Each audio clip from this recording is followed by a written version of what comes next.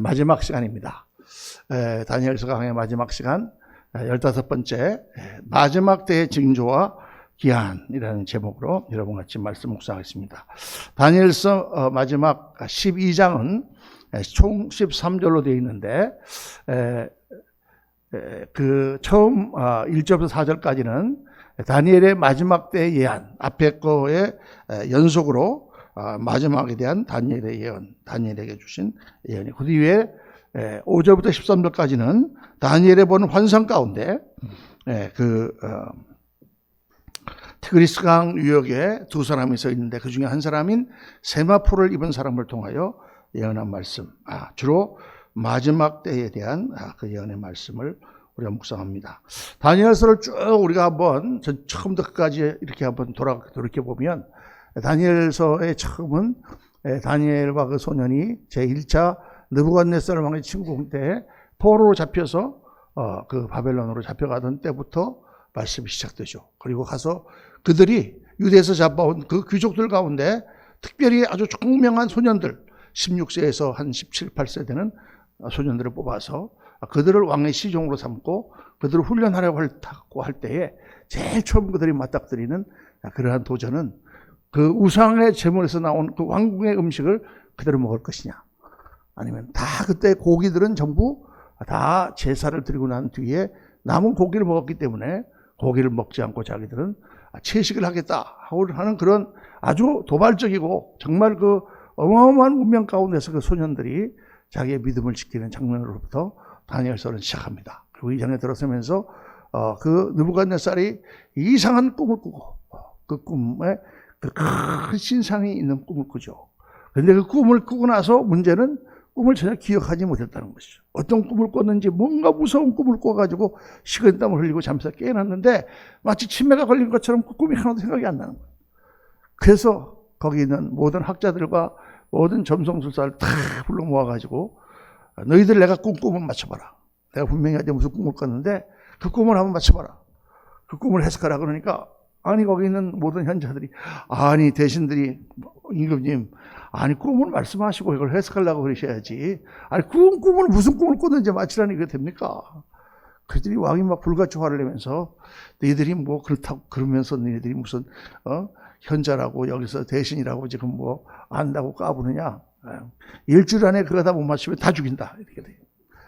그러니까 이제 다 사람들이 놀라 있는 가운데 다니엘이 하나님의 특별한 계시를 받으면서 그 아리옥이라고 하는 그 친위대장이 나가려고 할 때 아리옥을 붙잡고 내가 그 꿈을 맞춰드릴 수 있다. 내가 기도하면. 그리고 이제 자기 친구들에게 야 나를 위해 기도해달라. 그리고 기도하고 난 뒤에 하나님께서 다니엘 느부갓네살 왕에게 주었던 꿈하고 똑같은 꿈의 그림을 다니엘에게 보여주시죠. 그럼 다니엘이 가서 왕에게 당신이 꿈은 큰 신상이었다. 머리는 금으로 되어 있고 가슴과 팔은 은으로 되어 있고 그다음에 허리와 배는 동으로 되어 있고 그리고 밑에 정강이는 철로 되어 있는 그것을 보여주신 건데, 그것은 바로 철은 흙과 섞여 있는 그 신상은 바로 앞으로 일어날 4개의 제국에 대한 것이다. 하나님께서 이 처음부터 다니엘을 통하여 느부갓네살 꿈을 통하여 앞으로 이러이러한 제국의 역사들이 일어날 것이다라고 하는 것을 보여주시죠. 그리고 마지막에 돌멩이 하나가 날아와서 그 신상을 깨부수는데 그 돌멩이 가루가 다 세상으로 퍼진다. 그 돌멩이는 바로 하나님 나라 예수 그리스도의 돌멩이가 와서 로마 제국을 깨부수고 그리스도의 복음이 전 세계로 전파될 것을 말씀하죠. 그리고 그 전파되는 그 일은 아직도 계속되고 있습니다. 그로부터 다니엘로부터는 지금 거의 1700~1800년이 지나고 지금 예수 그리스도가 오신 다음부터는 2700~800년, 예수님 오신 다음부터는 거의 2000년이 지난 1700~800년, 2500년, 500~600년 정도 되군요. 530년 정도니까 2500년 전에 일어났던 사건이, 그때 그 환상이 지금까지도 계속 여러 가지 악한 마귀의 세력들이 있는 가운데 그리스도의 복음의 역사는 계속 전파되고 있습니다. 하나님께서는 생각지도 못했던 사람들을 잡아서 그들을 변화시키고 또 그들을 통하여 복음을 증거하는 역사를 하고 있죠. 그리고 나서 이제 계속해서 그 소년들이 이기는 역사, 어떤 사람이 또 느부갓네살 왕에게 얘기를 해서 어떤 신상을 하나 만들려고 그러고 그 신상에 다 절하라. 절하지 않는 자는 풀무불에 다 더 죽이겠다. 그때 이제 또 이 다니엘의 세 친구들이 사드락과 메삭과 아벳느고라고 하는 이 친구들이 그 앞에서 절대 절하지 않고 풀무불에서 내가 들어가도 그리 아니하실지라도 하나님이 우리를 구해주시겠지만 그리 아니하실지라도 하나님 우리를 구하실 것입니다. 또 구하지 않으실지라도 우리는 하나님 외에 다른 신상에게 절할 수 없다. 그리고 풀무불에 던져놨는데 그들 가운데 다른 어떤 사람 하나가 나타나서 그들을 보호하고 불꽃이 그들을 사르지 못하는 놀라운 역사가 일어납니다. 그때 느부갓네살이 그에게 절을 하며 그를 모함했던 사람을 다 죽이고 정말 유대인들을 크게 높이 실은 그 환란과 노예로 잡혀간 상황 가운데서 유대인들을 높이시는 역사가 일어나고 그 뒤에 또 느부갓네살 왕이 하나님 앞에 정말 징벌을 받아가지고 그가 7년 동안 미치광이처럼 완전히 들에서 풀을 먹고 자라는 야수처럼 변해서 그가 정신이 혼미해졌다가 나중에 그가 깨닫는 장면, 또 큰 고목나무가 있는데 그 고목나무가 다 뿌리채 뽑히는 장면, 이런 것들을 이제 하나님께서 계속 보여주시면서 마지막 때 일어날 그 이후로 다니엘은 계속해서 이제 마지막 벨사살 왕의 바벨론의 마지막 왕 벨사살 왕이 정말 그 바벨론 성을 짓고 정말 그 안에서 아주 감호 향락을 누리면서 그렇게 지내고 바깥에 적군이 쳐들어오는데도 바벨론 성 끄떡없어 하면서 그 안에서 하나님의 전에서 가져온 기명들을 가져다가 술을 부어 마시고 놀고 있을 때 하나님의 손가락이 나타나죠. 벽에다가 메레멘의 대결 우바르신 다 씁니다. 이걸 해석할 수가 없으니까 바벨론 시대 때부터 정말 현자 중에 현자요 신령한 다니엘 그 노인네를 불러와라. 그 노인네가 가서 다 해석을 합니다. 이것은 바로 바벨론의 모든 시간이 70년밖에 안 되거든요. 70년의 바벨론이 망한다는 얘기다. 하나님께서 이걸 다 재보시고 다 무게를 달아보시고 그리고 이것을 나누어 준다 하는 뜻이다.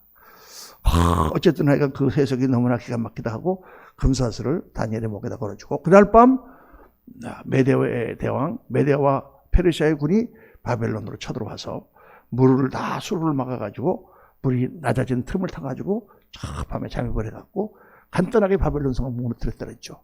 절대로 무너지지 않는다고 하는 철옹성인 바벨론 성이 아주 간단한 그런 약점 가운데 넘어가는 그런 장면이 나옵니다. 그날 밤 벨사살 왕이 다리우스에 의해서 죽임을 당하고 이제 메대와 페르시아 시대가 되었습니다. 다리우 왕 시대 때 또 다니엘에게 하나님께서 여러 가지 환상을 보여주시고 강에서 있는 어떠한 사람, 거기서 뿌리 난 수양, 또 이런 여러 가지 것을 통해서 앞으로 일어날 그러한 시대적인 변화를 계속해서 반복해서 보여주십니다. 그리고 나중에는 아주 자세하게 헬라 제국 시대에 어떤 일이 일어나느냐, 남왕조와 북왕조가 서로 싸우는 가운데 거기서 서로 결혼 이런 것들을 통해 가지고 평화를 해보려고 하지만 결국은 싸움이 나고 결국은 북에서 내려온 안티오코스 에피파네스라고 하는 안티오코스 4세가 성전을 더럽히고 하나님의 전에다가 제우스 신상을 세우는 그런 악한 일이 일어날 것이다. 그것은 곧 이제 마지막 때를 하나의 모형을 보여주는 그런 거다. 이런 것을 제가 공부를 했습니다. 그리고 이제 오늘 마지막 시간에 다니엘이 이제 마지막으로 본 환상을 기록하고 있어요. 그런데 앞에서 이제 그 자세한 내용을 예언하고 난 뒤에 천사가 계속 말씀합니다. 마지막 때에 그때에 내면적으로 호유하는 큰 군주 미가엘이 일어날 것이요 또 환란이 있으리니. 이 마지막 때에 대한 첫 번째가 뭐냐면 마지막 때의 시작에는 엄청난 환란이 있다는 것입니다. 그러니까 이 세상에서 우리가 쭉 환란을 겪고 있죠. 여러 가지 어려운 것들을 많이 겪고 있습니다. 근데 이런 모든 환란은 아직 마지막 때의 끝이 아니라 시작이라 주님께서 말씀하셨어요. 지금 막 인류 문명이 막 어마어마하게 발전해서 막 우리가 무슨 AI를 만들어 가지고 인간과 똑같은 로봇을 만든다 뭐 이런 여러 가지 막 이상한 사이언스 픽션 그런 막 그 공상 과학 영화들이 막 나오고 그러니까 지금까지 뭐 달에다가 대포를 쏴가지고 인간이 달에 간다든가 이런 그런 만화적인 그런 내용들이 지금 다 현실화되지 않았느냐? 옛날에는 꿈도 꾸지 못했던 비행기가 날아가는 거라든가 잠수함 노틸러스호가 북극을 지나가는다 이런 것들이 다 옛날에는 공상과학책이었는데 달에 가고 하는 게 그게 다 현실화되지 않았느냐. 그러니까 지금 뭐 화성에서 가가지고 마르스라는 영화를 보면 화성에 가고 거기다가 뭘 심어갖고 곡식도 나게 하는 그런 거를 막 하면서 그런 것도 앞으로 다 일어날 거다. 또 무슨 스타트rek이라든가 무슨 스타워즈처럼 막 우리가 우주를 그렇게 빛의 속도로 여행하는 일이 있을 거다. 이렇게 얘기하지만 그건 그렇지 않습니다. 이게 항상 그 영어로 엑스트라폴레이션이라고 그러는데 이게 이렇게 쭉 가다 보면은 이게 그래프가 이렇게 쭉 가다 보면 여기까지밖에 없어요. 여기까지밖에는 지금까지는 쭉 이렇게 왔어. 그럼 여기까지 가면은 쭉 이렇게 갈 거다라고 생각하지만 이렇게 될 수도 있습니다. 그러니까 우리 인간이 내가 이렇게 1m를 뛰었어. 그랬더니 그 다음날 또 열심히 하고 1m를 뛰었어. 그 다음에 또 열심히 그 다음에 1m, 2mm를 뛰었어. 막 그렇게 해갖고 매일같이 1mm씩을 더 뛰었어요. 50일이 지나고 내가 1m 50을 뛰어넘었어. 그러면 그 다음에 그 다음 날은 1m 50일. 그렇게 가면은 100m도 뛰어넘을 수 있겠다. 아멘입니까? 절대 그렇게 되지 않았습니다. 한계가 있어, 한계가요. 이렇게 가는 것 같이 보이지만은 거기서 이렇게 되는가? 이렇게 됩니다. 그러니까 인간이 가지고 있는 한계라는 게 있는 거예요. 우리가 뭐 조금씩 이렇게 늘어서다가 이렇게 선을 그려보면은 괜찮은 것 같이 보이죠. 그러나 끝에는 죽습니다. 이게 개구리를 찬물에다 넣어놓고 물을 0.1도 올렸어요. 뭐 그때까지 개구리 잘 놀아. 0.2도로 올렸어요. 그래도 개구리가 0.2도 올렸는데 적응해서 잘 놀아. 0.3도 올렸어요. 그래도 계속 잘 놀아. 그럼 나중에 개구리가 50도 이런 데서 살 수 있을까? 절대 천만의 말씀. 어느 순간 가면은 자기도 모르게 죽죠. 죽습니다. 그러니까 물리학적으로 이미 우리 인간이 육신을 가지고 있는 3차원적인 공간에서 우리는 이 태양계를 빠져나갈 수가 없어요. 절대 빠져나갈 수가 없습니다. 그러니까 태양계 바깥에서 다른 이상한 외계인들이 온다? 그래서 다 거짓말입니다. 거짓말이고 이루어질 수가 없는 물리학적인 지금 현재 상대성 원리 아니라 무슨 양자역학가 아니라 베라벨 걸 다 동원해도 사실 이루어질 수가 없는 것입니다. 왜냐하면 빛의 속도로 갈 수가 없으니까. 이건 빛의 속도로 갔다가 이렇게 오는 걸 이렇게 보는데 빛의 속도로 가면 아무것도 안 보이죠. 그게 그럴 수가 없는 거예요. 그러니까 우리가 보고 있는 모든 3차원적인 물질은 어떤 물리학적인 한계 안에 제한된 공간 안에 갇혀 있습니다. 그 뛰어넘을 수가 없는 거예요. 그러니까 지금까지 달라나가는 거 공상과학 영화가 다 이루어졌다. 로봇도 비슷하게 됐다. 그렇다고 해서 극복할 수 있을 것 같습니까? 못합니다. 아무리 기계를 잘 만들어도 우리가 가지고 있는 이 머리 두뇌의 컴퓨터를 등할 수가 없습니다. 지금 아무리 무슨 뭐 바둑 두는 거를 AI가 잘 둬가지고 지금 바둑 천재를 다 깼습니다. 이세돌도 5판 중에 한 판 겨우 어떻게다가 이겼지. 또 뭐 다 졌습니다. 근데 바둑이라는 것은요, 수가요 몇 수 안 돼요. 한 수 가지고 한 수에서 여기 19줄 해가지고 몇 줄입니까? 389줄입니까? 369줄. 그거밖에 안 돼. 그걸로 끝이야. 381줄로 끝이에요. 그러니까 한 번 넣을 때 381번의 변화 중에서 하나를 택하는 거예요. 그러나 우리가 지금 여기서 눈을 이렇게 들어갔고 이렇게 한번 쫙 보는 거 있지 않습니까? 이렇게 한번 쫙 보고 내가 거기서 인식하는 것은 컴퓨터로 아무리 센서를 많이 갖다 놔도 수백만 대의 컴퓨터가 있어도 그거 한 번을 인간만큼 못합니다. 그러니까 우리 인간의 이 아날로그적인 이 컴퓨터의 시스템은 참 뭐 우리가 DNA 좀 발견하고 뭐 어쩌고 저쩌고 뭐 별난리를 쳐도 전혀 따라갈 수 없는 수준인 것이죠. 그렇게 이 하나님이 창조하신 이 인간의 컴퓨터는 무섭습니다. 그게 뭐 AI를 만들면 뭐 그 로봇가 뭐 나타나가지고 뭐 우리 거를 돕고 뭐 판단해가지고 뭐 사랑도 한다? 천만의 말씀. 그냥 보는 거라든가 이런 것도 못해요. 움직이는 거 하나 제대로 못해요. 우리 발이라고 하는 요만한 발에 이 지금 100 거의 90, 80 몇 킬로의 사람이 지금 막 이 발이 얼마나 신묘하게 움직이는지 몰라요. 로봇은 지금 뭐예요? 거기 구르마 하나 갖고 다니잖아요.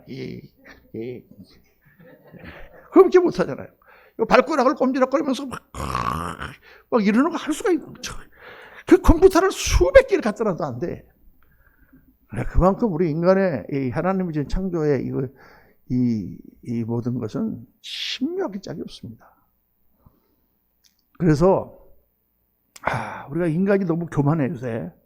요즘에는 전부 전 세계가 신을 부정하죠. 신을 부정하니까 열받은 이슬람권의 탈레반 같은 그런 친구들이 막 미제를 몰아낸다, 이 마귀 새끼들을 몰아낸다 그러고 막 해가지고 지금 죽게 살기로 싸워가지고 지금 막 이기고 있잖아요. 이상한 신을 믿는, 그 알라 신을 믿는 그런 사람들도 지금 막 그렇게 하고 있어요. 전 세계가 지금 이상하게 돌아가고 있으니까. 이슬람 사람들은 생각할 수 없이 말이죠. 갑자기 막 미국 사람들이 들어오더니 뭐 쭉 자기들은 그동안 여자들이 다 이런 거 쓰고 다녔는데 갑자기 다 버섯 새끼들이 막 미니스커트를 입고 막 여자들 다리가 막 나오는 데다가 머리에 파마를 하고 막 나가고 설치니까 이게 도대체 무슨 일이냐. 거기다 막 동성애 막 이런 까지 나오고 그러니까 이건 완전히 이건 미친놈들이구나. 그러고 그냥 죽게 살기로 학생들이, 탈레반 학생들이, 이슬람 학생들이. 인간의 문명이 이 정도로 지금 미쳐가고 있는 거죠. 하나님을 거역하고. 그래서 인류의 모든 가지고 있는 개념을 파괴하고 있습니다. 지금 미국에서는 모든 개념을 파괴하는 디컨스트럭티비즘, 모든 것을 파괴하려고 하는 그런, 마치 1960년대 문화혁명이 일어나서 공작공하고 중국의 모든 문화를 파괴해가지고 공산주의 독재 일변도로 만들려고 하는 그런 비슷한 움직임이 미국이라든가 서구에서 일어나고 있는 걸 보면은 참 역사가 어떻게 돌아가는지를 아무도 모르는 거죠. 이 다니엘서를 보면서 이 하나님은 잠시 한 400년 동안의 모든 역사를 쭉 말씀하시면서 그 모든 것을 하나님이 주관하고 계신다. 다니엘의 이름의 뜻이 뭐라 그랬어요? 하나님은 나의 심판자다. 하나님은 나의 심판자시다. 우리가 잠깐 살다가 하나님의 심판대 앞에 서는 것이 맞습니다. 아무리 까불고 아무리 설치고 아무리 난리를 쳐봐도 잠깐 기껏 해봐야 80년에서 100년 지나면 우리는 다 하나님 앞에 갑니다. 그게 인생이죠. 자, 우리가 그런 큰 그림을 보면서 다니엘서 마지막 마지막 때에는 말도 못하는 환란이 있을 것이다. 다니엘서 11장 1절에 그때에 내 민족을 호위하는 큰 군주 미가엘이 일어날 것이요 또 환란이 있으리니 이는 개국 이래로 그때까지 없던 환란이 일어날 것이다. 자, 그런데 여기 보면은 그때의 천사장 미가엘이 일어날 것이다. 하나님께서 성도를 지킨다. 그러니까 큰 영적 싸움이 일어날 것이다. 이제 마지막 때가 되면은 지금 여러분이 영적 싸움이 시작됐습니다. 영적 싸움이 시작됐어요, 여러분. 지금 하나님을 믿지 않는 그러한 하나님을 부인하는 그런 세력들이 하나님을 믿는 그러한 사람들을 아주 우습게 알고 깔보면서 예배를 우습게 알고 그렇죠. 그리고 아주 그냥 미개한 족속으로 그렇게 몰아가려고 하는 그런 시대입니다. 아주 그런 아주 이상하게 하여간 그렇게 세상이 돌아가죠. 그리고 마치 하나님을 믿지 않고 그렇게 사는 것이 마치 행복한 것이냐? 그런 지금 영적인 세력이 몰려와서 대한민국을 다 휩쓸었습니다. 이미 공산주의 쪽에서는 이미 유물론 사상이 다 휩쓸어버렸어요. 인간은 물질이다. 인간은 물질에 불과하다. 인간론적인 사상에서 공산주의는 벌써 사탄적인 요소가 굉장히 많습니다. 공산주의적인 그러한 인간관은 무엇입니까? 기계적인 인간관이에요. 인간은 물질이나 마찬가지야. 기계나 마찬가지야. 좋은 기계가 있고 나쁜 기계가 있어요. 나쁜 기계는 어떻게 합니까? 빨리빨리 죽여야 돼요. 히틀러의 사상입니다. 좋은 기계는 잘 간수하고 나쁜 기계는 빨리빨리 팔아 없애버리든가 아니면 폐차시키든가. 그게 기계적인 인간관이에요. 그런데 똑같은 그런 개념이 서구 자본주의 사회에도 그대로 들어가 있습니다. 그래서 공부를 잘하는 인간은 좋은 인간, 그 다음에 우선 좋은 인간과 나쁜 인간을 구별하고 그렇게 하는 그런 식의 이제 사상이 유물론적인 사상이죠. 그리고 이제 사회적인 그러한 동물로 인간을 보는 것입니다. 그러니까 그 결과 이 자본주의라든가 이런 데서 나타나는 지금 그런 인간론이 그 인문학적인 모든 철학이 무너지고 사상이 무너진 가운데서 지금 일어나고 있는 그런 현상이 뭐예요, 여러분? 얼핏 하면 자살합니다, 자살. 혹시 그도 신문 보니까 무슨 민노총 하는데 이렇게 자기가 뭐를 이렇게 고발했더니 자기를 왕따시키고 막 그래갖고 애가 둘인가 셋인가 있고 그런데 그냥 죽었어요. 아무 무책임하게. 야, 나 참, 우리나라 되게 돌아가시는 분들 그렇게 그냥 가버려요. 아들아, 미안하다. 그리고 그냥 가면 되는 거예요. 애들은 쫄쫄 굶어갖고 이제 어떻게 할지도 모르는데, 애들아, 미안하다. 그러고 그냥 죽으면 되는 거죠, 혼자. 이상한 인간관이 지금, 인생관이 한국을 지배하고 있습니다. 미국은 마찬가지죠. 미국은 지금 이 political correctness 그래가지고 이 정치적인 올바름 그래서 이상한 운동들이 일어나가지고 사람들의 생각을 다 혼란스럽게 만들고 있습니다. 우리 딸이 어저께 전화 통화를 했는데 자기 엄마랑 무슨 얘기를 하느냐. 자기 너무 요새 이상하다, 미국이. 자기 그 학교에 아이 친구가 있는데 그 아이 친구의 엄마랑 통화를 했는 무슨 얘기를 하는 가운데 그 엄마가 자기한테 애가 둘이 있는데 걔가 다 딸들인데 걔가 지금 9살하고 지금 11살인가 먹었는데 걔들이 아무래도 남성적인 성향을 가진 것 같아서 다 자기네들이 성전환을 하고 아마 그렇게 하는 게 좋은 것 같은데 자기는 그게 찬성한다. 그래서 순간 미쳤나, 야, 이것들이 미쳤나 정말. 아니 9살짜리 애가 막 나가서 뛰어놀다가 막 야구하고 그런 게 재밌어갖고 엄마 나 보이가 되고 싶어. 그러면 그래 너는 보이가 되라. 그렇게 해갖고 성전환 수술해가지고 걔를 이런 도대체 이게 미친 사람들이 아니면 도대체 이게 뭡니까? 그거를 막 전 국가적으로 그 사상이 아주 인본주의적인 사상이고 아주 훌륭하고 고귀한 사상이라고 그렇게 지금 설파하고 그냥 우리 딸내미 다니는 회사나 이런데 그냥 전부 사장이 동성애 잡고 그래요 그냥 가면은 그냥 4명 중 5명 중에 1명은 동성애 잡고 도대체 이게 여러분 뭘까요? 종말의 때가 다가오고 있다는 것입니다. 성경이 말씀한 종말의 때가 다가오고 있어요. 앞으로 얼마나 더 인간의 문명이 갈지 모르지만 이렇게 인간의 문명이 가는 것은 반드시 파괴됩니다. 반드시 파괴되고 다시 암흑시대가 와요. 마치 자유주의적인 물결이 일다가 또 탈레반의 껌껌한 암흑시대로 아프가니스탄이 접어드는 것처럼 그런 시대가 옵니다. 사람들이 막 미쳐 날뛰다가 다시 또 확 정신을 차렸다가 막 그런 시대가 옵니다, 여러분. 그래서 오늘 이 시대가 정말 우리가 마가복음 13장 19절에 보면 이는 그날의 환난의 날이 되겠습니다. 하나님께서 창조하신 시초부터 지금까지 이런 환난이 없었고 또 이후에도 없으리라. 그런데 이 환난에 관한 말씀 보면은 제가 한 가지 꼭 말씀드린 게 휴거라고 하는 개념이 있었어요. 그게 우리 사실 교단을 창시하신 A.B. 심슨 목사님도 휴거를 다 믿었습니다. 근데 휴거라고 하는 개념은 뭐냐면 이게 살아있는 사람들이 환난이 시작되면 우리는 다 믿는 사람들은 하늘에 둘러 올라가서 환난을 우리는 겪지 않는다. 그리고 안 믿는 사람들만 밑에서 그냥 환난을 다 겪고 우리는 천국에서 그거 보면서 잔치하고 있다. 요게 세대주의자들이 보는 전환란설입니다. 우리는 전환란설을 믿지만은 그렇게 믿지는 않습니다. 그런데 어쨌든 그게 우리 한국하고 이런 데 다 세계적으로 그게 펴졌고 왜냐면 그거 들으면 기분이 좋잖아요. 우리는 환난을 통과하지 않아. 예수를 믿기만 하면 우리는 환난을 통과하지 않아. 그러니까 괜찮아. 우리는 그냥 교회만 잘 나오면 돼. 이렇게 가르쳤다 그 말이에요. 그런데 제가 그 다음에 성경을 아무리 봐도 우리 믿는 사람이 환난을 통과하지 않는다라는 그런 얘기가 전혀 나오지 않습니다. 큰 환난이 있을 것인데 이런 말은 많이 나오는데 그런 거에 대비해서 깨어 기도하라. 정신을 차려라. 마지막 때를 대비하라. 이런 말씀 나오지. 너희는 다 휴거를 당할 테니까 너희는 걱정하지 마라. 이런 얘기는 성경에 한 번도 안 나옵니다. 그러니까 우리가 뭘 가르쳤는지 몰라요. 성도들은 마취시킨 것 같아요. 그리고 그냥 이 땅에서 잘 먹고 잘 사는 거에만 모든 기독교의 신앙이 집중되어 있던 그런 시대가 있었습니다. 한 30년 그러고 나니까 성도들의 신앙이 다 이 땅 중심으로 됐어요. 이 땅에서 뭐 잘 먹고 잘 사는 거. 성경은 사실 이 땅에서 잘 먹고 잘 사는 게 아니죠. 그런 건 거의 나오지 않습니다. 솔몬과 같이 그렇게 이 땅에서 그렇게 잘 먹고 잘 살아도 나중에 하나님의 범죄해서 그가 나중에 어떻게 되는지 몰라요, 솔로몬은.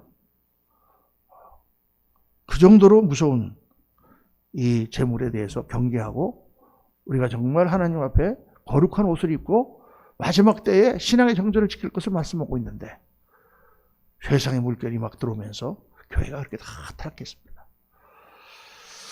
무서운 속도로 하나님의 교회가 지금 망가지고 있는 그런 상황이죠. 자, 그런 면에서 우리가 절대로 정신을 차려야 됩니다. 저는 모든 성도들이 마지막 때가 되면 환난을 통과한다라고 저는 생각합니다.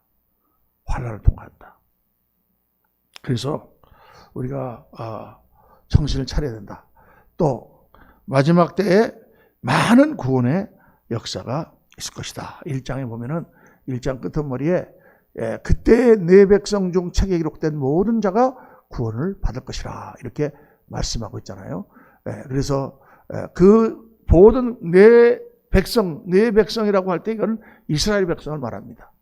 이스라엘 백성이 예수 그리스도가 십자가에 못 박고 나서 처음에는 유대인들이 복음을 많이 전파하고 사도 바울이라든가 12제자가 다 유대인이었지만은 점점 이방인들이 들어오면서 유대인들 사이에 율법주의가 성행하게 되고 율법주의를 믿는 사람들이 교회를 떨어져 나가게 되고 그러면서 유대인의 교회에서 이방인의 교회로 교회가 변화가 되고 나중에는 서방의 기독교를 믿은 사람들이 유대인들을 오히려 예수를 십자가에 못 박아 죽인 자들이라고 그래가지고 핍박하고 유대인들은 정말 나라가 없어져가지고 세계각국으로 퍼져 있는 가운데 자기들이 먹고 살기 위해서 고리대금을 하고 막 돈을 움켜주고 상급에 몰두하는 바람에 모든 부자들로부터 미움을 받는. 그래서 유럽에서 그렇게 천대를 받으면서도 돈을 주고 있기 때문에 명맥을 유지해서 나중에 히틀러가 독일 총통이 됐을 때 유대인 600만이나 학살을 하는 그런 엄청난 일까지 겪게 되죠. 놀라운 것은 2차 대전이 시작되고 나서 히틀러가 이 사람들을 수용소에 잡아놓고 죽인 게 아니에요. 그 전부터 히틀러가 정권을 잡고 전쟁 준비를 할 때부터 반유태주의가 막 일어나서 유태인들을 강하게다가 휘발유를 병에 넣고 거기다가 솜을 꼽은 다음에 그거를 던져가지고 가게를 불지르고 그런 일이 일어났는데 독일 경찰들은 다 방관하고 있었습니다. 그때나 지금이나 다 경찰들은 그런 것 같아요. 자기들이 좋아하는 거는 방관하고 있고 안 좋아하는 거는 가서 막 때려잡고 어쨌든 그래가지고 그거를 영국이랑 프랑스도 다 알고 있었어요. 그때 좀 머리 좋은 사람들은 안 되겠다. 독일에 살면 안 되겠다. 우리 빨리 미국으로 이민 가야 되겠다고 도망갔어야 되는데 그래도 뭐 아무리 그래도 그렇지 우리를 다 죽이겠냐. 지금도 뭐 탈레반이 들어와서 그래도 뭐 다 죽이겠냐. 그러고 있는 사람들 있잖아요. 글쎄요. 웬걸 갑자기 어느 날 모든 유태인들은 여기다가 별표를 달아라. 노란 별표를 다 달고 다니게요. 유대인들을 색출해서 그때부터 끌고 가기 시작하면서 전부 가서 빨갛게 갖고 다 가스실에서 죽였습니다. 무시무시한 그런 환란이 닥쳤다.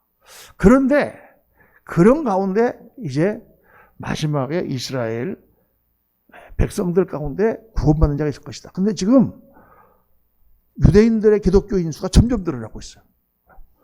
지금 이스라엘을 중심으로 또 메시아닉 주라고 하는 그런 예수 그리스도를 메시아로 그렇게 믿으면서 하나님을 섬기려고 하는 그런 유대인들 막 이런 사람들 사이에 기독교인의 수가 점점 늘어나고 있습니다. 마지막 때가 되면 엄청난 사람들이 구원을 받을 것이다. 이렇게 지금 예언이 되어 있다는 거예요. 자, 또 마지막 때에 생명의 부활과 심판의 부활일 것이다.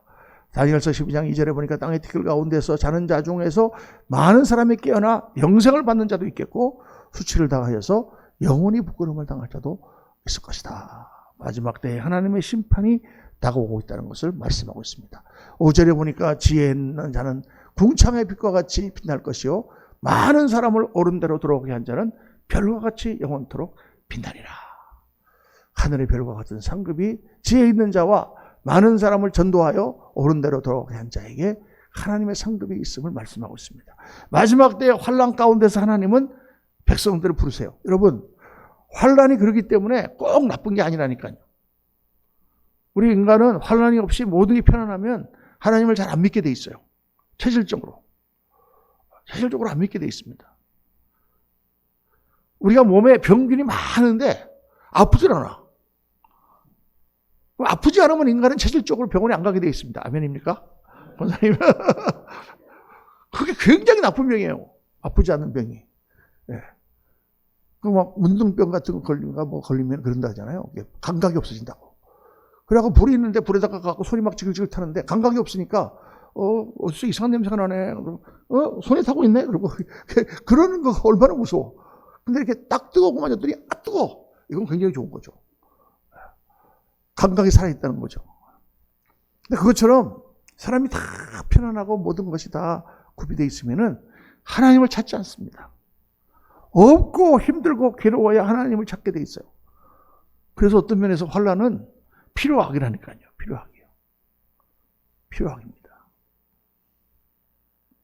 그 환난 가운데 지혜 있는 자, 궁창의 빛과 같이 빛날 것이요 많은 사람을 옳은 대로 도하게 하는 자, 그때 전도하고 하나님을 믿게 하는 자, 별과 같이 빛나리라. 그러나 또 믿지 않는 자는 심판을 받는다 말씀합니다. 또 6번 보면은 다니엘서 12장 4절에 마지막 때까지 이 말을 간수하고 이 말을 봉함하라. 많은 사람이 빨리 왕래하며 지식에 더하리라. 야, 이거는 뭘 말합니까? 현대 문명을 말합니다. 참, 많은 사람이 빨리 왕래하며 그 당시 사람들이 빨리 왕래한다. 이걸 도대체 어떻게 생각했을까요? 예. 야, 그냥 뜀을 빨리 뛴다는 얘기일까? 말을 타고 달린다는 얘기일까? 이 정도 생각했을 거예요. 예. 비행기를 타고 지구를 반바퀴 도는데 12시간밖에 안 걸리는데 이런 거 생각하지 못했을 거예요. 그죠? 예. 많은 사람이 빨리 왕래하며 지식에 더하리라. 많은 지식을 사람들이 갖게 됩니다. 현대를 지금 말씀하고 있다. 자, 그렇게 다니엘이 앞에 하나님의 예언을 받고 나서 그 뒤에 그 강에 지금 그 우쪽에 서 있는 두 사람이 강 양편에 서 있는데 우쪽에 한 사람이 세마포 옷을 입고 있어요. 근데 아래쪽에 있는 사람이 그 세마포 입은 사람에게 묻습니다. 이 놀라운 일이 끝이 어느 때까지입니까? 라고 묻습니다. 어느 때까지입니까? 이 세마포 옷을 입은 사람을 우리가 다니엘서에 나오는 세마포 입은 사람을 예수 그리스도라고 이렇게 우리가 보죠. 예. 확실한 근거가 있는 것은 아니지만은 전체적으로 볼 때 이게 이제 앞으로 장차 오실 메시아 예수 그리스도를 보여주신 것이다. 우리가 이렇게 해석을 합니다. 근데 그때 뭐라고 말씀하시냐면 이 놀라운 일의 끝이 어디까지입니까? 어느 때까지입니까? 이러니까 그 사람이 뭐라고 대답하냐면 반드시 한때, 두때, 반때를 지나서 성도의 권세가 다 깨지기까지니 그렇게 되면 이 모든 일이 다 끝나리라. 한때, 두때, 반때를 지나서 이게 도대체 무슨 말인가? 성도의 권세가 다 깨지기까지. 성도의 권세가 다 깨진다는 말은 이해가 돼요. 근데 한때, 두때, 반때라는 건 도대체 무슨 말인가? 그러니까 한때, 두때, 반때를 하면은 세 때 반이잖아요. 그러니까 많은 사람들이 이걸 3년 반이다. 3년 반, 전 3년 반, 후 3년 반, 7년 환란 중에 전 3년 반이다. 이렇게 해석하고 그 전 3년 반이 그냥 3년 반이 있는 게 아니라 한때, 두때, 반때 이렇게 3단계로 해가지고 이 환란이 일어난다. 이렇게 해석하시는 분들이 많습니다. 그래서 마지막 환란 기간이 3단계로 나뉠 것이다. 어떤 계기에 의해서 이게 나뉜다고 말해요. 어떤 계기인지 모르죠. 근데 지금 전 세계가 돌아가는 걸 보면은 무슨 일이 일어날지 몰라요. 내일 일을 예측할 수가 없습니다. 그런데 그때 마지막 때 일어난 현상 가운데 성도의 권세가 다 깨진다. 우리가 지금 예수님을 이렇게 편안하게 믿고 있는 것만도 감사해야 됩니다. 왜냐하면 이게 이제 언제 깨질 때가 온다고 말이에요. 북한 같은 시대가 되면 어떻게 될까요? 그럼 우리가 이렇게 나와서 예배 못 드려. 교회는 다 폐쇄되고, 중국에 벌써 지금 교회들이 막 폐쇄되지 않습니까? 한때 그렇게 중국의 사람들이, 참 여러분 중국을 보면서요, 저는 정말 놀랐습니다. 얼마나 이 세상에 물질 문명이라는 게 무서운가.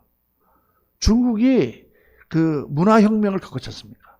문화혁명이라는 걸 통해서 모택동이 1965년도인가부터 시작해가지고 몇 년 동안 그 모든 지식인들과 모든 상류층, 배운 사람, 의사, 변호사 이런 사람들 다 잡아다가 전부 아오제 탄광이나 아니면 죽이거나 주리 돌림을 다 당하고 크리스천들을 다 잡아내갖고 다 죽이고 감옥에 집어넣습니다.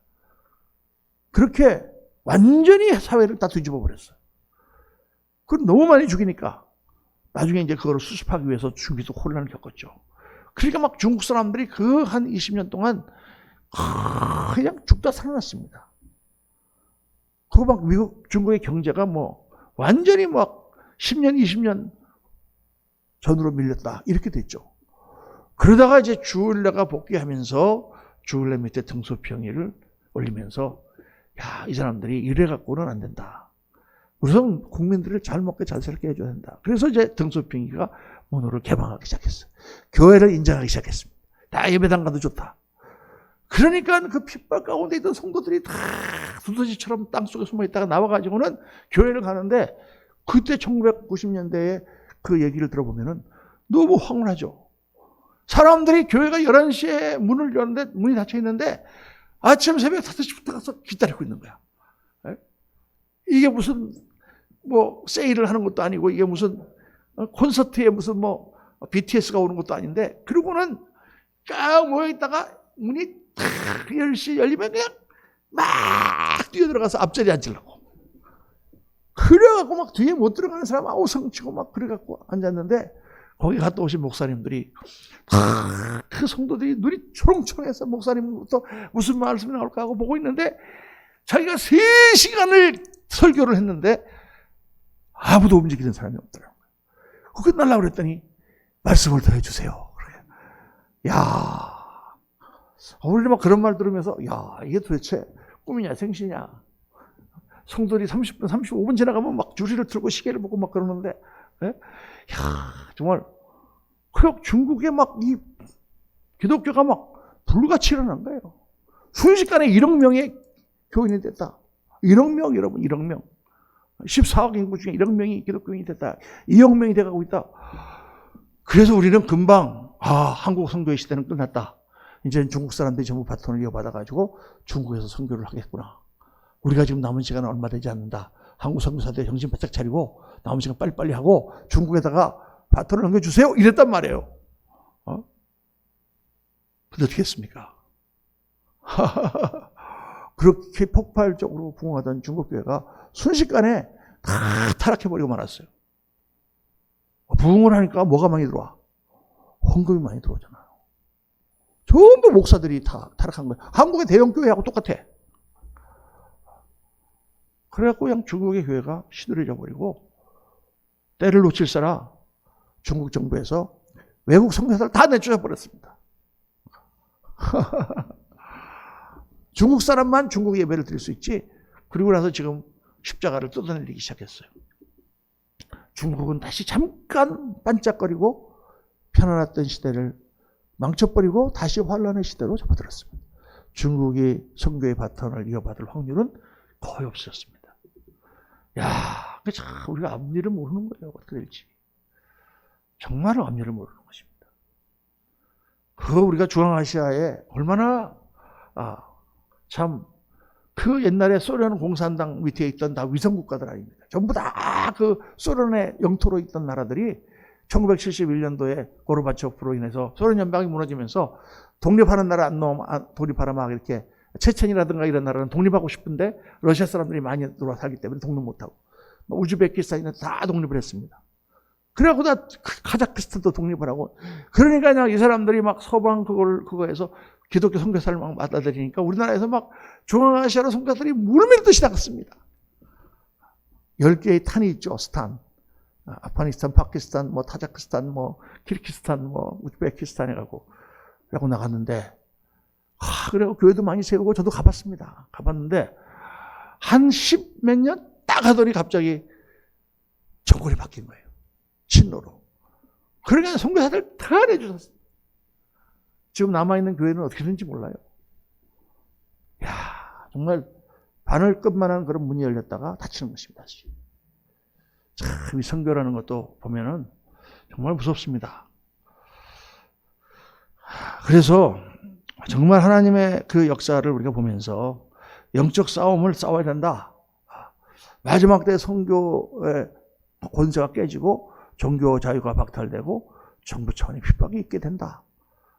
교회가 다 문을 닫는 시대가 온다. 여러분, 이런 시대가 옵니다, 이제. 우리가 지금 예수 믿고 편안하게 신앙생활하고 할 때 정신을 바짝 차리고 기도하고 정말 믿음의 힘을 길러야 된다. 그 얘기입니다.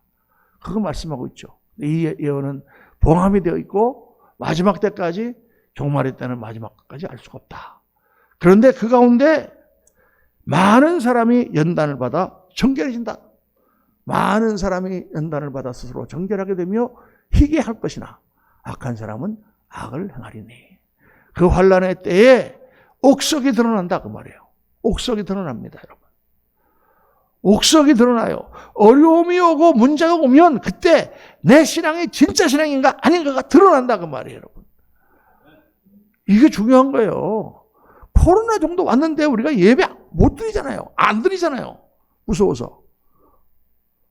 뭐 정부가 뭐 못 드리라 그래서 우리가 어쩔 수 없이 따라가는 것도 있지만은, 뭐 이게 무서워서 교회 못 나오잖아요. 그러면 만약에 더 무서운 게 오면 어떡할 거예요, 그러면? 다 교회 문 닫아야 되나? 이거 조그만 거 지금 하나 왔는데도, 불시험에 연기 정도 불어닥쳤는데도 벌써 신앙의 약학을 다 무너지고 있다, 그 말이에요. 그때 그 환난을 통하여 연단을 받을 때 정결하게 되고 정말 하나님의 사람들이 나타나는 것입니다. 욥기 23장 10절 말씀. 나의 가는 길을 오직 그가 하시나니 그가 나를 단련하시는 내가 정금같이 나오리라. 주의 종들은요, 연단을 겪어야 돼요. 죄송한 말씀이지만 연단이 없으면 우리가 절대 정결해지지 않습니다. 연단이 없으면 겸손해지지 않아요. 연단이 없으면 하나님의 뜻을 체험을 못해. 하나님의 말씀을 체험을 못해. 연단이 있을 때 부르짖고 기도하면서 하나님의 역사를 체험하는 거예요. 영적인 체험의 역사는 언제 일어나느냐? 어렵고 힘들 때 일어납니다. 그러니까 참 우리가 맨날 기도는 편하게 그냥 모든 성도들이 평강히 환난을 안 겪도록 이렇게 맨날 기도하지만 어떻게 보면은 실제로 영적인 그러한 모든 현상은 반대다. 그러니까 이걸 어떻게 해야 되나? 한번 이렇게 생각해 보세요. 축구 선수 내가 대표팀 감독이 됐어. 그저께 홍명보 감독에 대한 다큐멘터리를 보면서 내가 은혜를 많이 받았는데, 제가 축구 대표팀 감독이 됐어. 축구 선수들이 있어, 기라성 같은 선수들. 이 선수들이 어떻게 돼야 돼요? 월드컵에 나가갖고 이 사람들이 지금 막 8강 올라가고 막 해야 될 거 아니에요. 그러려면 어떻게 해야 돼요? 강한 팀하고 막 싸워가지고 져야 돼요. 프랑스에 막 5대 0으로 깨지고, 네덜란드에 막 3대 0으로 깨지고, 그래갖고 막 국민들이 막 지탄을 하고, 그게 더 열심히 막 해갖고 막 어떻게 하면 이길 것인가. 그래야 강해진다, 그 말이에요, 이게. 그냥 쉬운 것들, 그냥 편안한 사람들, 이런 애들이나 저기 베트남이나 불러갖고 하고, 이렇게 해갖고 그냥 실실하면서 막 7대1로 이겼다, 막, 그러다가 올림픽 나가면은 1무 2패, 뭐 이렇게 해갖고 그냥 들어올 때 전부 다 엿든 사탕 던지더라고, 요즘에는. 그렇게 된다고 말이죠. 그러니까 그 사람들이 정말 실력이 있고 싸워 나가서 이기려면 어떻게 됩니까? 연단을 많이 겪고 훈련을 받아야 되는 거죠. 자, 그래서 성도님들이 정말 어려움과 그런 고난이 왔을 때 정말 하나님 앞에 다시 나와서 우리가 회개하고 새롭게 우리 신앙을 일으켜야 됩니다. 지금이 바로 그럴 때예요. 우리 성도님들 몇 명 안 됐지만 그래도 우리부터 부흥이 일어날 거다 이렇게 생각하고 그렇게 한 사람 한 사람 정말 믿음 안에 굳게 서실 수 있기를 예수님 이름으로 축원합니다. 자, 이 마지막으로 어려운 문제가 남았는데 그때 딱 물어보니까 다니엘서 10장 1절에 매일 드리는 제사를 폐하며 멸망하게 할 가증한 것을 세울 때부터 1290일을 지낼 것이요. 기다려서 1335일까지 이르는 그 사람은 복이 있으리라. 이것 때문에 말이죠. 이게 도대체 뭔가? 그 도대체 이게 뭔가? 멸망하여 가증한 일을 세운다는 것이 이게 안티오쿠스 에피파네스가 성전에다가 제우스 신상을 세운 그걸 말하는가? 그래가지고 실제로 1291년을 계산하고 또 1335년까지 계산해가지고 그렇게 날짜를 다 따져서 1800 몇 년도에 예수님이 다시 오신다 이렇게 해가지고 안식교가 생겼어요. 제7일 재림 안식교가. 그러다가 안 왔잖아요.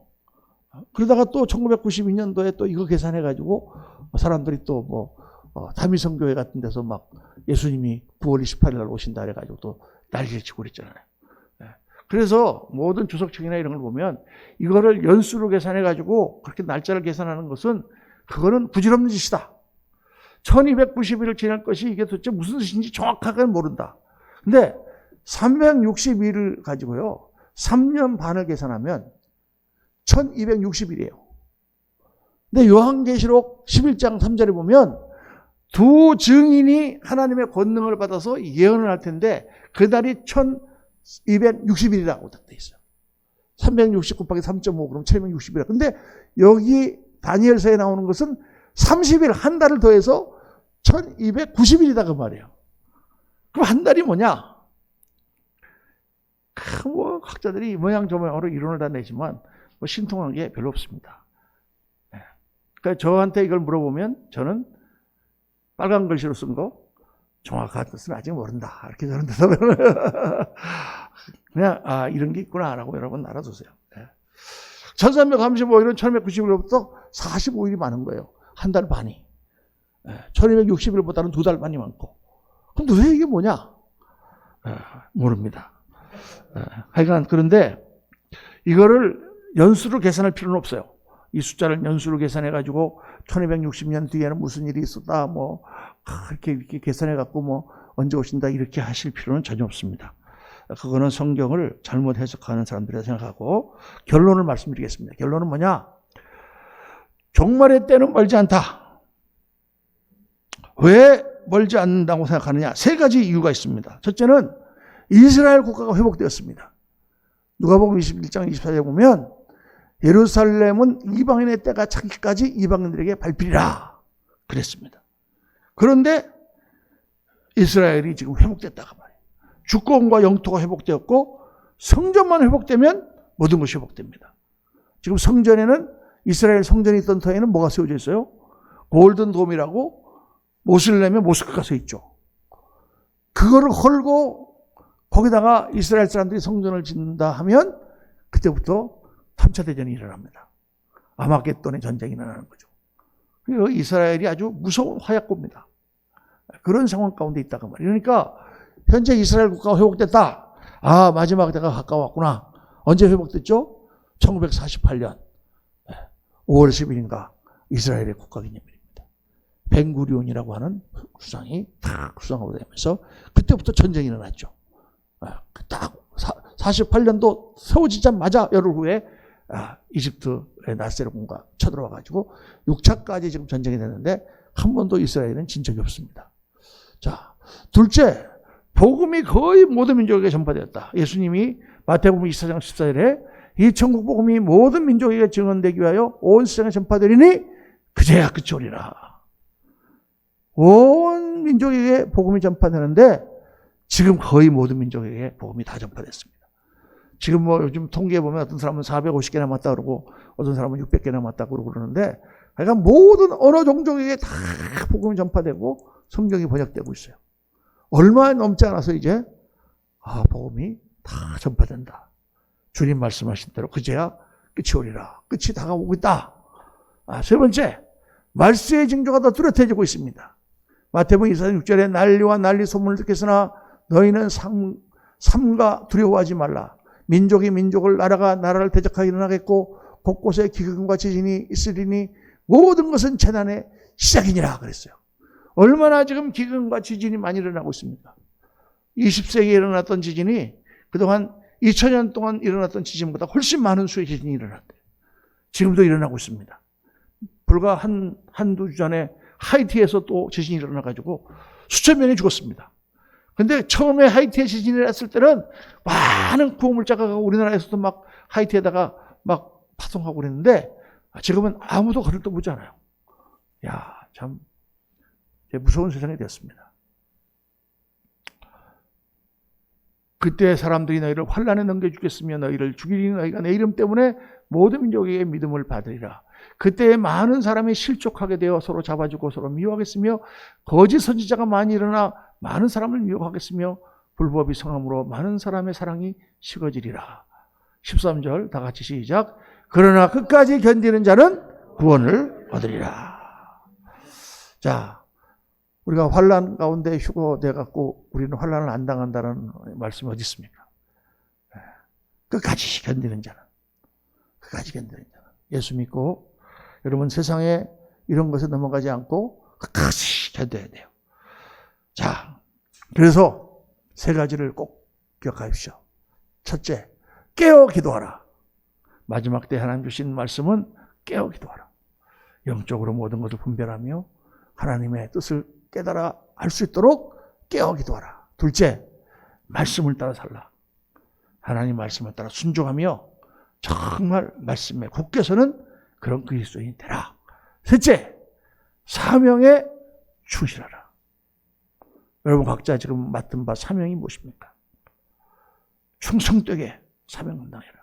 이거 세 가지예요. 하시는 사람은 마지막 때가 온다. 여기에 그리스도가 있다. 저기에 그리스도 있다. 속지 말고 여기 번쩍 저기 번쩍 속지 말고 오늘 말씀을 따라 깨어 기도하고 말씀을 따라 충성되게 살고 오늘 나가 맡겨주신 사명에 충성된 그런 종들이 되어야 될 줄로 믿습니다. 여러 가지 많은 내용을 갑자기 막 이것저것 다 말씀을 했습니다만은 정말 마지막 때가 다가오고 있는 것 같습니다. 여러분, 세상이 아무리 변하고 사람들의 사상이 아무리 변하고 이상한 이야기를 하더라도 우리는 말씀 안에서 변하지 말고 사람들을 한 사람 한 사람 전도하여 그리스도의 도를 깨닫게 하시고 그리고 정말 영적으로 분별하여 마지막 때 주님 만날 날을 기다리며 승리하는 성도들 되시기를 예수님 이름으로 축원합니다. 기도하겠습니다. 할렐루야. 감사하신 아버지 하나님,